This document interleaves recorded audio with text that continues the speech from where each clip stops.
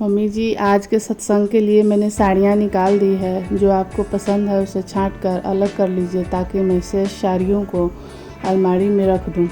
कंचन 4-5 साड़ियाँ लिए अपनी सासू माँ सुमित्रा जी के कमरे में दाखिल हुई।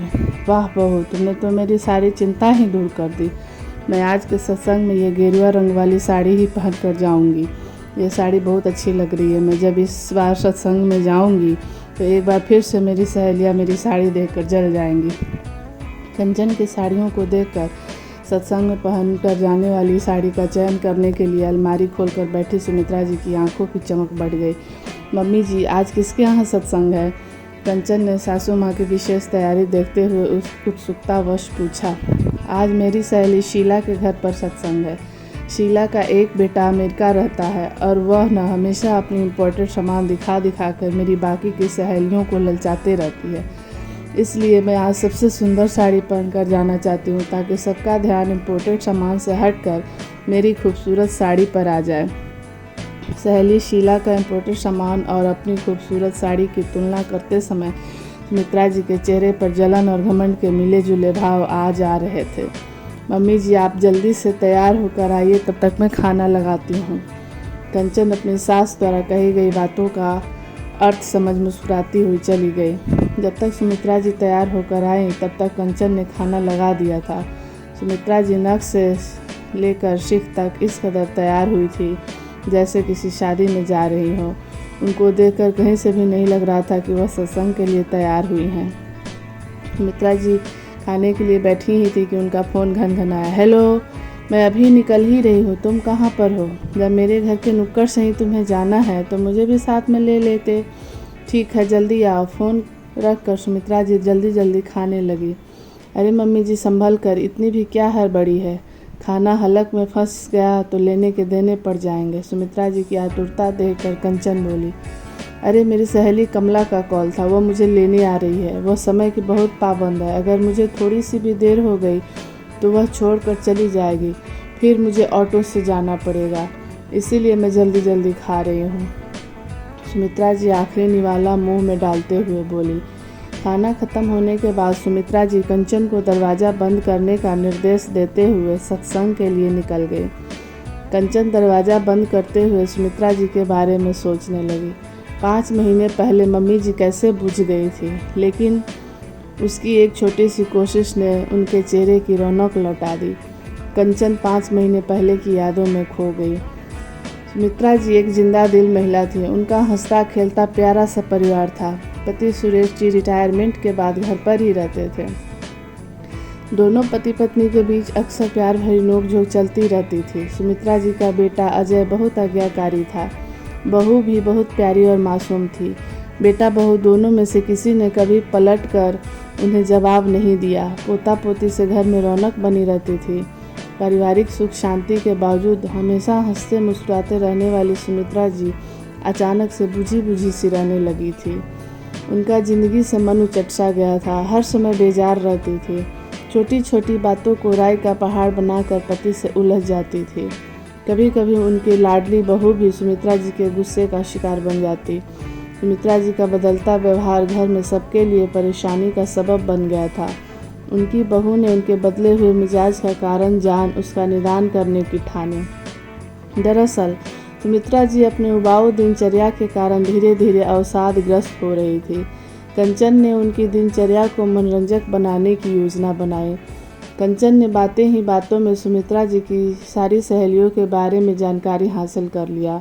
उनकी 2 पुरानी सहेली कमला और शीला कानपुर में ही रहती थी, जिनसे सुमित्रा जी का बस 1-2 बार मिलना हो पाया था, लेकिन फ़ोन पर अक्सर बातें होती रहती थी।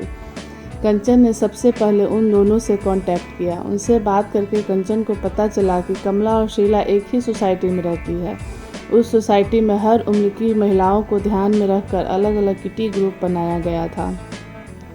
हर महीने में सबके घर पर पार्टी होती थी, जिसमें सभी महिलाओं के पसंदानुसार भोजन, गेम, मनोरंजन की व्यवस्था होती थी। कमला और शीला ने सुमित्रा जी को अपनी उम्र वाली किटी ग्रुप में शामिल होने का निमंत्रण दिया था, पर उन्होंने इस उम्र में किटी ना बाबा ना, लोग क्या कहेंगे कहकर मना कर दिया था। कमला और शीला से बात करने के बाद कंचन को सुमित्रा जी की बेजारी दूर करने का निदान मिल गया था। कंचन किटी ग्रुप में शामिल होने के लिए सुमित्रा जी को शीशे में उतारने लगी, पर उसे कामयाबी हासिल नहीं हुई। फिर कंचन ने जब उनसे वादा किया कि उनकी किटी पार्टी सिर्फ उनके दोस्तों तक ही सीमित रहेगी, घर पड़ोस और रिश्तेदारों में किसी को पता नहीं चलेगा, तब जाकर सुमित्रा जी ने किटी ग्रुप में शामिल होने के लिए राजी हुई। कंचन ने सुमित्रा जी की सहेलियों कमला और शीला से बात कर सब कुछ सेट कर लिया। सुमित्रा जी जब पहली किट्टी में जा रही थी तो बहुत नर्वस थी। इत्तेफाक से पहली किट्टी कमला के यहाँ ही थी। सुमित्रा जी को बन ठन कर निकलते देख पति ने पूछा, कहाँ जा रही हैं? सत्संग में जा रही हूँ, घबराहट में उनके मुंह से निकल गया। इस तरह से वह किटी पार्टी को सत्संग का नाम देकर चली गई। जब वह किटी पार्टी से आई तो उनके चेहरे की लालिमा उनकी खुशी की दास्तां बयां कर रही थी। सत्संग में ऐसा क्या चमत्कार हो गया जो आपके बुझे चेहरे पर अचानक से नूर बिखर गया है? सुमित्रा जी के खिले चेहरे को देखकर उनके पति पूछे बिना नहीं रह सके, लेकिन सुमित्रा जी बिना जवाब दिए कंचन के कमरे में चली गई। कंचन को अकेले पाकर उन्होंने उसके दोनों हाथों को हाथ में लेकर चूमते हुए कहा, बहू तुमने जो खुशी मुझे दी है उसके लिए बहुत बहुत धन्यवाद, लेकिन धन्यवाद कहना छोटी बात हो जाएगी। भगवान सबको तुम्हारी जैसी बहू दे। तुमने मेरी बेरंग और उबाऊ दिनचर्या को रंगीनियों से भर दिया। तुमने मेरे अंदर ज़िंदगी जीने के लिए किटी के रूप में एक नई ऊर्जा प्रदान की है। मम्मी जी, आपकी खुशी हमारे लिए बहुत मायने रखती है। आप खुश तो हमारा पूरा परिवार खुश। कंचन सास के गले लगते हुए बोली। 5 महीने से सुमित्रा जी सत्संग का नाम देकर किटी के मज़े ले रही थी, लेकिन एक दिन ये राज तो खुलना ही था। जब सुमित्रा जी के यहाँ किटी की बारी आई तो घर वालों को अनोखे सत्संग के बारे में पता चल गया, जिसे सुनकर सब दंग रह गए। किसी ने सोचा भी न था कि 5 महीने से सुमित्रा जी सत्संग के नाम से किटी पार्टी कर रही है, लेकिन सब ने सत्संग रूपी किटी पार्टी में सुमित्रा जी का साथ दिया। बेल की आवाज़ सुन कंचन की तंद्रा टूटी। शाम के 7 बज रहे थे। 3 घंटों से वो पुरानी यादों में खोई हुई थी, जिस कारण सारा काम पड़ा रह गया था। दरवाजे पर सुमित्रा जी थी। कंचन उनसे आज के सत्संग के बारे में पूछने लगी। सुमित्रा जी का सत्संग हमेशा की तरह इस बार भी ज़बरदस्त रहा।